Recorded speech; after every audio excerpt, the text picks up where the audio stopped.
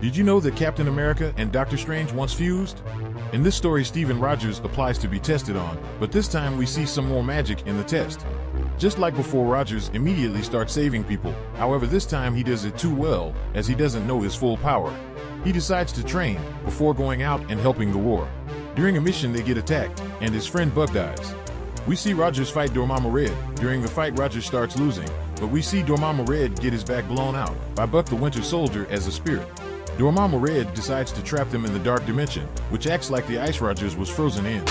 Later, Mordo brings Rogers back through a ritual, and then Rogers sleeps Mordo and grabs his amulet. He then sees the truth in his existence and decides that he needs to be a hero and fix this as the Soldier Supreme. Comics are weird, and if you want to see more of these fusions, subscribe for more. Did you know that Wasp was once eaten alive? This moment is in Marvel's Ultimatum 2 and 3, which starts with Hawkeye trying to talk to Hank Pym while he looks through rubble, and Hank is on edge looking for Wasp, so Hawkeye offers to help.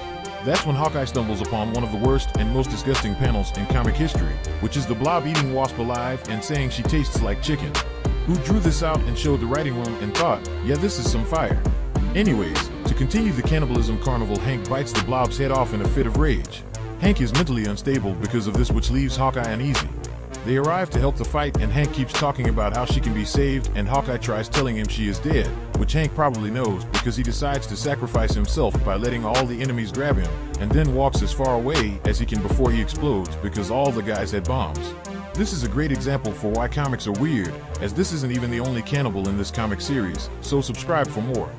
Have you heard of this crazy Marvel team? They essentially act as Marvel's Justice League.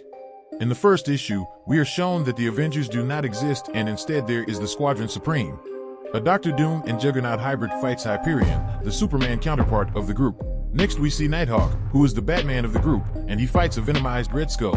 Dr. Spectrum is shown next, and he is the Green Lantern of the group. We see that the Avengers do exist, they just never became heroes or lost to the Squadron Supreme since they came first.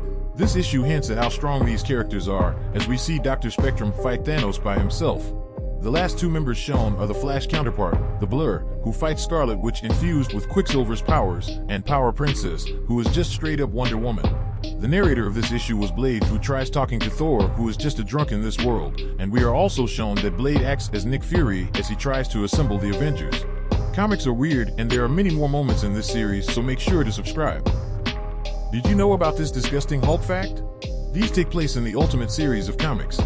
In this universe, Hulk is known to be a cannibal, as he threatens to eat his fellow heroes like Tony Stark, or the time he said he wanted to suck the yolk out of Cap's head. He even rips Wolverine in half and asks him which leg he wants him to eat. Nothing too bad, yet at least he hasn't actually eaten anybody. Oh. Yeah, here we have Hulk eating farmers and some cows for laughing at him. Seems reasonable. Here Hulk rips off a bad guy's head and eats it, so maybe his threats to the Avengers weren't empty. This isn't the only universe this happens in, as Old Man Logan also has Hulk being a cannibal. The Ultimate Universe has many other ludicrous moments, because comics are weird, so make sure to subscribe for more. The unknown strength of Marvel's Superman. Following from the previous video about Heroes Reborn, we have Hyperion, the Superman counterpart. In this issue, we see several insane feats, like Hyperion one-shotting Galactus, fighting alternate versions of Gladiator in the Beyonder, and even crumpling a giant Ultron, who Hank Pym accidentally transformed into after being consumed by him. Peter Parker is then introduced like Jimmy Olsen and is called the unluckiest man who ever lived, which is straight facts. A confused Bizarro like Hulk appears, and Hyperion blitzes him. They throw hands, and just as Hulk is winning, Hyperion turns him into Gamma Jizz and sends him into the negative zone. Hyperion has been looking for Steve Rogers since he was frozen, so Hyperion bathes in the sun like Superman to clear his mind, but when he comes back he meets this random stranger who he can't sense. He even feels weak around him, and it's because the stranger was Cap, who was saved by Blade. Comics are weird and insane, so make sure to subscribe to see more. Did you know about this insane Flash fact? This moment actually takes place in a Marvel comic. Quasar and Matt Carey see a golden burst who turns out to be an ancient being called the Runner, who came to Earth to see who the fastest is. The Runner's friend the Architect makes the bridge for them to run in space, and then the race starts. We get an inner monologue for each of the racers about why they aren't doing as well as they thought, and that's when a massive burst of energy is shown. A man who has lightning surrounding him wearing red and yellow appears, and Quasar says his speed matches the Runner's as he passes by everyone. He even goes past Matt Carey, who just pushed past his limits and hurt Calf. The Runner asks his name, and he says it's Buried Alien or something like that, and even says it feels right to be the fastest man alive. Macquarie is disappointed, but Quasar says it's fine because he raced against a man from a different Earth. The reason Flash appeared was because at the time Barry Allen died in Infinite Crisis running to his limits, so it showed he wasn't dead and he traveled to Marvel, because comics are weird, so make sure to subscribe for more. Did you know about this insane alternate Batman story? This moment is in Batman the Devastator #1. In this universe, Superman has unexplainably turned evil, because we have never seen that before.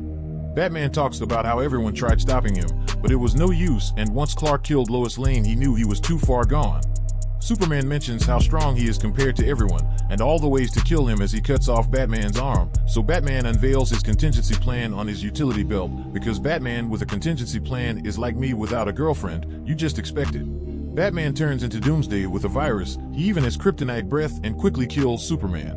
Bruce feels regret for not using his virus to stop him, so the Batman who laughs gives him a chance to stop Superman in another universe as his world is being destroyed. There are several other universes and moments from Dark Knight Metal because comics are weird, so subscribe for more. Did you know Martian Manhunter isn't actually weak to fire? John Stewart explains that the Guardians of the Universe feared the burning Martians, so they went and programmed their minds to make them weak to fire. So when Martian Manhunter tried training himself to not be weak to fire because of the guilt, Furnace was born.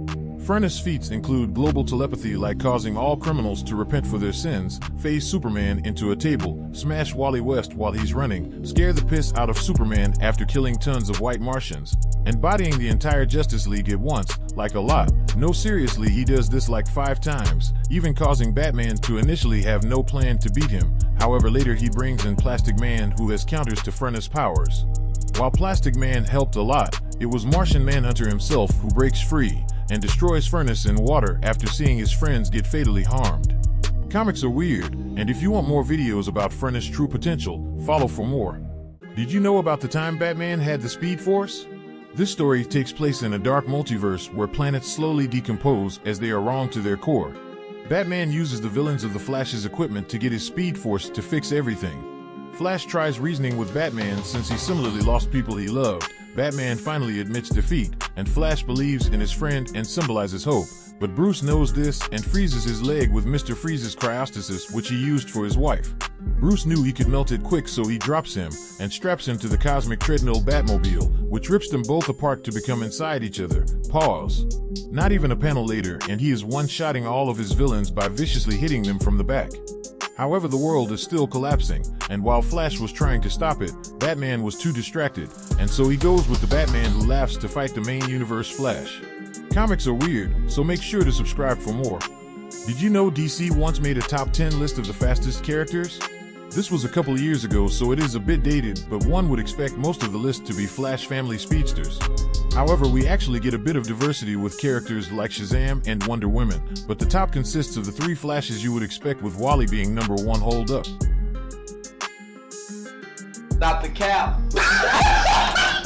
Now, the reason Cheetah is 6th out of all of DC is because she is supposed to be faster than Wonder Woman, as she is her arch nemesis, which back in the 40s made sense. But Wonder Woman has progressed so much with feats like blocking trillions of tiny shards from edges of the universe, moving insanely faster than light, and since she fights with Flash and Superman, Cheetah does too, but she also loses to Catwoman, so.